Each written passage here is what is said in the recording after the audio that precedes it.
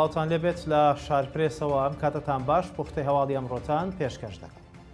شارەزایەکی ئابووری ئاشکرای کرد ڕۆژانە بە تانکەر نەوتی ڕەش لە دەواازەی پەروێزخانەوە دەنێردرێت بۆ ئێران.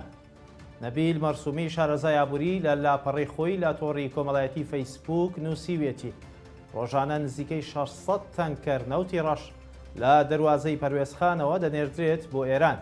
لەوێشەوە ڕەوانەی بەندەر عەباس و پاشان بازاڕی جیهان دەکرێت. بە وتەی نەبیل مەرسومی ئەو نەوتە لە کێڵگەکانی حەسیرە چیا سورخ و شیواشۆکەوە دەردەهێنرێت هاوکات لەگەڵ بەشێکی دەبرێتە پاڵاوتگەکانی کار و لاناس. نەبیل مەرسومی وردەکاری زیاتری ئاشکرا کردو و دەڵێت نەوتە ڕەشەکە لە باشماخەوە دەبرێتە ئێران و لەوێشەوە دەبرێتە تورکیا. زۆر جاریش نەوت لە حاجی ئۆمەرانەوە دەبرێتە ئێران. سەبارەت بە نرخی نەوتەکەش مەرسومی دەڵێت نەوتی خاو بە ناوی نەوتی ڕەشەوە دەفرۆشرێت و هەر تۆنێکی بە 460 دۆلارە واتە 61 دۆلار بۆ هەر بەرمیلێک. ئەو کات پێناسی گومورگیشی بۆ دەکرێت بە بڕی 50 دۆلار بۆ هەر تۆنێک. ئەوەش لە کاتێکدایە لە ئێستادا نرخی 1 بەرمیل نەوت لە بازاڕەکانی جیهان لەسەر 80 دۆلارەوە. بەشێک لە ئاوارەکانی شنگال دەگەڕێنرێنەوە بۆ شوێنەکانی خۆیان و حکوومەتی عێراقیش کەلوپەلی دروستکردنی خان و پێداویستی و فریاگوزاری خێرایان بۆ دابین دەکات. ئیڤان فایق جابر وەزیری کۆچ و کۆچبەرانی عێراق گەڕانەوەی 145 ئاوارەی ئSD نیشتەجێی کەمپی پەرسیڤی لازاخۆ لە پارێزگای دهۆک بۆ زێدی خۆیان لە قەزای شنگالی سەر بە پارێزگای نینەوە ڕاگەیاند.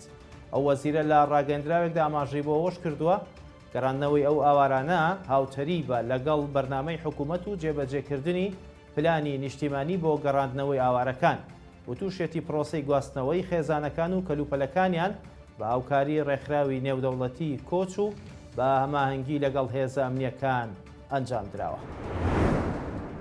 بە تۆمەتی گەندەڵی سەرۆکی لە کار لە دراوی پەرلەمانی عێراق دەدرێتە دادگا. عەلی زوبەیدی سەرکردە لە هاوپەیمانی فەتح ڕایگەیاندووە بڕیارەکەی دادگای فیدرالی بۆ کۆتایی هێنان بە ئەندامەتی پەرلەمانی محەممەد حەلبوسی واتای کۆتایی هاتنی ناوبراوە لەسەر هەموو ئاستەکان و تووشێتی هەنگاونانی دەستەی دەستپاکی و لایەنە پەیوەندیدارەکانی تر بۆ لێکۆڵینەوە لە چەندین دۆسیە سەردەکێشێت بۆ سزادانی حەلبوسی بە گەندەڵی دارایی و کارگێڕی. ئاماژەی بۆ ئەوەش کردووە بڕیارەکەی دادگای فیدرالی هەموو ئەو تۆمەتانەی سەلماند کە لە ماوەی ڕابردوودا حەلبوسیان پێ تۆمەتبار دەکرد. ئەوەش لە کاتێکدایە دوێنێ دادگای فیدرالی عێراق لەسەر سکاڵای پەرلەمانتارێکی پێشووی عێراق محەممەد حەلبوسی لا پۆستەکەی دوور خستەوە.